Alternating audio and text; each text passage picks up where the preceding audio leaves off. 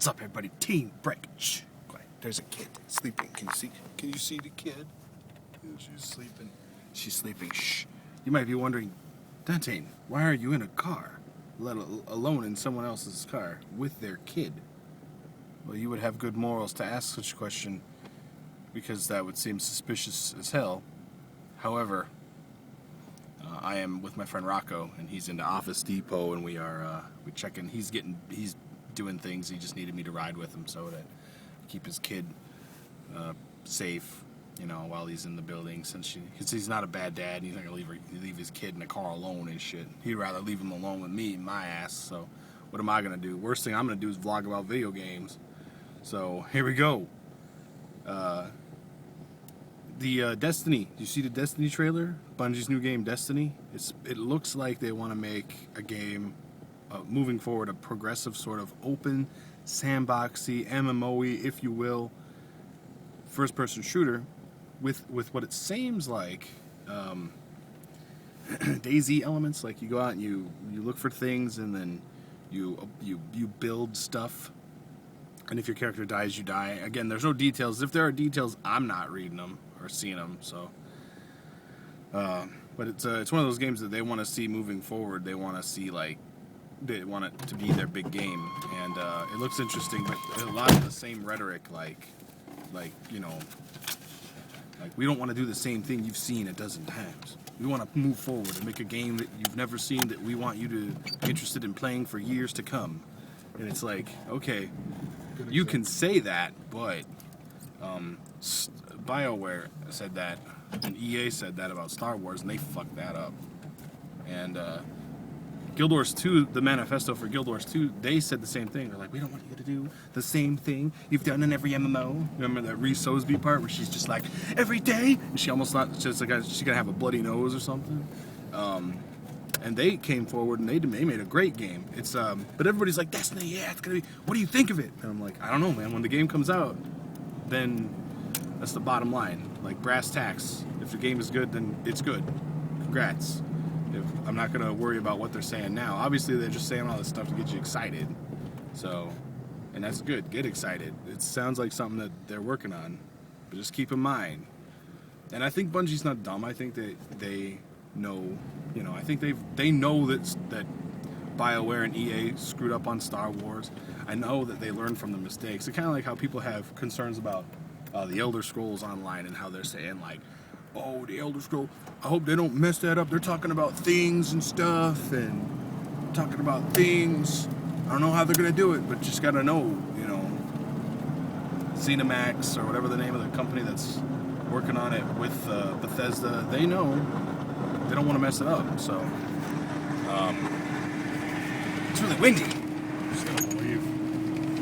You gotta believe that they're not gonna fuck things up and that they're gonna actually know what they're talking about, that they know what they're gonna do, that they're gonna produce something that's a masterpiece. And if you don't believe, then they're gonna produce shit.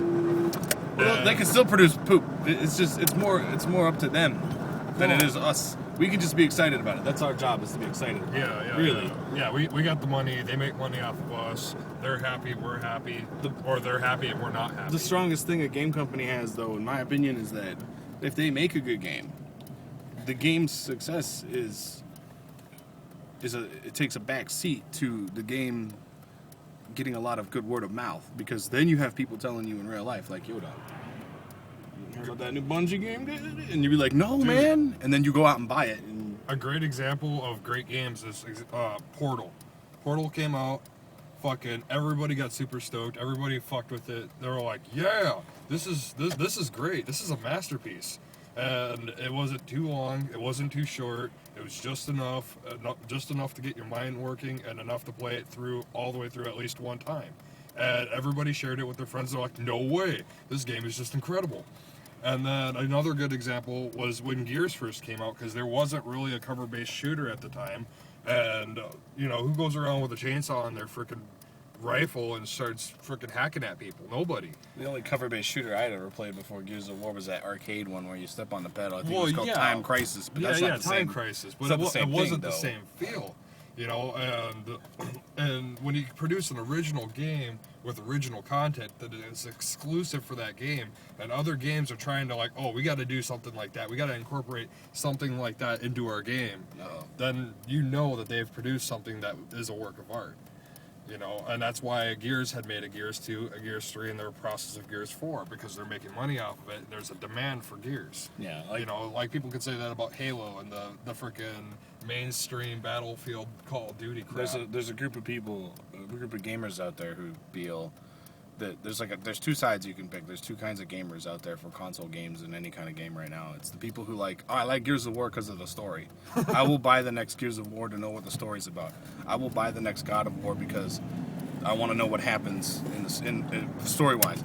And then there are the other gamers, and neither one of these guys are better off. My personal opinion is I settled with the second group, which the second group are the people who are like, I don't give a shit about the story. It's a game. If the game is fun, it needs to be game fun first, story second. So it's hard to innovate and push new boundaries. But that's why I play Guild Wars 2, because the game's fun. It's fun to play. The story comes second. I know nothing about these. I know very little about the story of Guild Wars. See, she fell right back to sleep, man. Dude, well, that's what kids do, man. This kid, man, it's a lot of energy. She's got to rest up. So, but yeah. So let's just, again, it's a lot of that. It's a lot of the faith thing, you know, where you hope that they do good. But brass tacks, man, wait till the game comes out. Oh, and yeah. if it's good, praise it. If it's not, this is my problem with games like Destiny, where it's like it's a first-person shooter. You really can't reinvent a first-person shooter. It's always going to be shooting a guy with a gun. And Black Ops 2, I think, had a good chance of doing something new, but all the new guns and new things happened in the campaign. You had the new sniper rifles that could shoot through walls, and you could see things through walls with a scope. And I get it; that might be a little OP in multiplayer, but that was new and cool, like the grenade launcher, like shooting a grenade out of your arm and stuff. And then in multiplayer, it's all the same guns, but they're just like bully pop, or they have like new skins or whatever. So yeah, it's like that. It's still just shooting a gun. Now that it's not fun, it's just what's next. Are we just going to reproduce this constantly? Well, yeah, and getting back to it, you know, like there's Call of Duty, there's Black Ops, there's Halo. 007 was really the beginning of everything, you know, for the Nintendo 64. Like people were like, oh yeah, it was Doom. Doom really didn't have a multiplayer, and like Quake and Unreal Tournament, they were good up-and-comers and stuff, but they're not, if you look at them today, they're not really producing the mainstream. They're not making the money that Gears is making. They're not making the money that Halo and Battlefield is making, because Doom didn't cost $60. Yeah. But yeah, but it costs more money to make games like Gears too, so, and that's fine. It's well, just it was innovations come in, like the multiplayer and the better graphics, and it's more like interface updates, and they've always dumped their interface updates into like the Kinect and stuff. And I really do like the Wii U. Did you see the Wii U? Did you play Skyward Sword?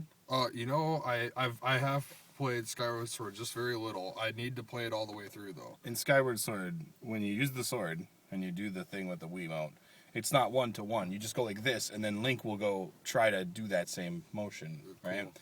In the Wii U, they have a games, the Nintendo Land game it comes with. There's a Nintendo Land's kind of like here's a whole bunch of party games or whatever. Play with your friends. Oh yeah, it just pretty much like comes with it. Comes with the console. Yeah. So okay. You've got that, and then they have a Legend of Zelda little mini game. Really? Where two-player, when you play as one player, you use the Wii pad thing, and you're like aiming and shoot like this. You're like, whoa, I'm gonna go, and then you shoot with the trigger. Yeah, you fire arrows. You got the touchscreen stuff too. Right, but player 2, which is not normal, you don't get to pick player 2. Player 2 has to be player 2 if there's a second player. Player 1 can't be. Player 1 cannot option the player 2. Yeah, player 2 can't be the guy with the sword. And so if you're just one player, you don't notice it. But if you play with two people, like they did on Game Grumps, this is where I saw that, was Jontron was using the sword, and it was 1-to-1. Like as he moved to the new Wiimote with the Wii U, the sword would do everything that he would do. Mm-hmm. It was completely 1-to-1. So if you like hit like this, the sword would go like that, and it was awesome. And so like that kind of stuff, that's interesting, and that's how you could maybe make a first-person shooter. But I'm not a first-person shooter expert. I shouldn't be talking about this. This is just how I feel. You go ask White Boy 7th Street about what he thinks about fucking YouTube. You think do you know who that is? No, I have no. You just thought I'd make up a guy. His name was White. There's a very popular million subscriber YouTuber named White Boy 7th Street. Really? He does Call of Duty stuff, yes. Okay. You know, you go ask Woody's Gamer Tag, Minnesota Burns, all those guys. Ask them what they think. Don't ask me. That's just how I feel about FPS. I think they're fun and all. It's just... Well, you know, everybody's got Destiny. that urge to fucking pick up a gun and run and gun. You know, like everybody does it these days. Like it was, you know, before that it was platforming Mario and what else? You know, it just. And you always reach way back. It's like, yeah, you know, Call of Duty. Well, no. And then before that it was Mario. Well, no. When run and guns first started coming out, first person shooters. You're not gonna say Mario with a fire flower run and gun. Oh no, they wouldn't do that. Maybe in the next Mario Party game or something, but not anytime soon. Hell no. But no, but getting to it, like there was 007 and then everything else, and everybody's like, oh my gosh, this is awesome. And then like you can strafe with the C controls, and then you move around, and then like going back to it, I tried playing that after playing some of these newer games where you actually aim with the right stick versus the same stick that you move with, and that's very difficult. It is so difficult to go back to the old controls after playing on something newer and more up to date. Yeah, that's true. But no, getting back to the point though, is just like you had RPGs, MMOs that were in their early stages, and sports games, you know, then platformers. Like, really, you didn't have anything else other than that. Right. So. Well, yeah, that's true. I get to a point. My point is that I'm cool with playing. I like MMOs. Just give me an MMO that gives me something different to do. Mm-hmm. But yeah. So there you go, gaming.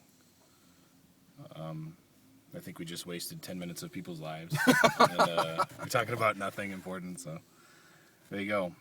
Leave a comment about what you think if you see Destiny, whatever. Also, there's a bleed guide up on the other channel. If you haven't seen it, for Warriors Guild Wars 2, go watch it. Somebody needs to post it on Reddit because it's not up there yet. And they get mad at me if I post my own videos over there. I don't know why, because, you know. But yeah, maybe you should do that later. Post it on Reddit for me. And then, now it's like, they're going to be like, oh. And then, what else was it? Why would they get pissed if you post your own stuff on their site? They don't like me. Well, they can. And when I say they, I don't mean the Redditors. I mean like the admins of the Guild Wars 2 Reddit. They're Nazis, really. Just... Well, I better not say something that's gonna freaking really throw them off because you already have. Oh well, then they can kick rocks. You already have. You brought up GoldenEye 64, which they've probably never played because they're probably like 13. I'm really digging myself a hole. Just stop hating on my Reddit posts, guys. Jesus Christ. So we're here to get a haircut or something. Where's the... No. It's actually over there. We're going to the Pure Energy. Oh, Pure Energy. Yeah. So Brock. Okay, so it's an Herbalife. But I mentioned this earlier in the vlog. You are a what? Because I always say when I say my friend Rocco is a blah blah blah. Well, yeah, I'm like just an amateur. I'm a professional. I am an MMA fighter. I've done cornering. I've done cage fighting. I'm a jiu-jitsu practitioner. I'm not known for knocking people out, but I am known for breaking arms and choking people unconscious. Okay. Like, it's something that I have done. So, like, because what I don't understand with, like, pro licenses, there's, like, grades, right? Well, yes and no. Like, in Minnesota, it's amateur pro. It's straight up. Oh, okay. But, like, in California, where it's been around a little longer and it's actually been sanctioned, and, like, that's where more of the major league stuff is, like the UFC and Strikeforce and stuff. They have 3 divisions, which is amateur, semi-pro, and pro. You know? And in states where it's either amateur or pro, then you're either amateur or pro. Right. Like, there is no semi-pro division, and once you buy your pro license, you can't go to a state that has a semi-pro division and compete in semi-pro because you're considered professional. So, since you have a pro license in Minnesota, if you ranked up high enough, like if you beat certain people, you would eventually be like on television fighting a guy with another pro license in your weight class. Yeah. Well, yes and no. Like, some people are really picky about that. Like, some organizations are like, no, this guy's got to have momentum and girth and this and that. And, like, he's got to go through a couple people before we just throw him up against somebody. And other organizations are like, we just want somebody to fight our hero. We want somebody to fight our dude, because we want to see our dude really bloody somebody. We want to see our dude do well, and we don't care who he does well against, because he's going to be the one making the ticket sales. He's going to be the one that people are going to want to see anyway. They're not going to know who this guy is, and they're not going to know him after the fight either, because he's going to be laying there. You know what I mean? Like, they don't care. Let's see. And so he's going to take me over to this juice place where we get juices that are good for you and make you healthy or something. So get learned on health. So, all right. So, yeah, talk about this. Leave a comment about get crate.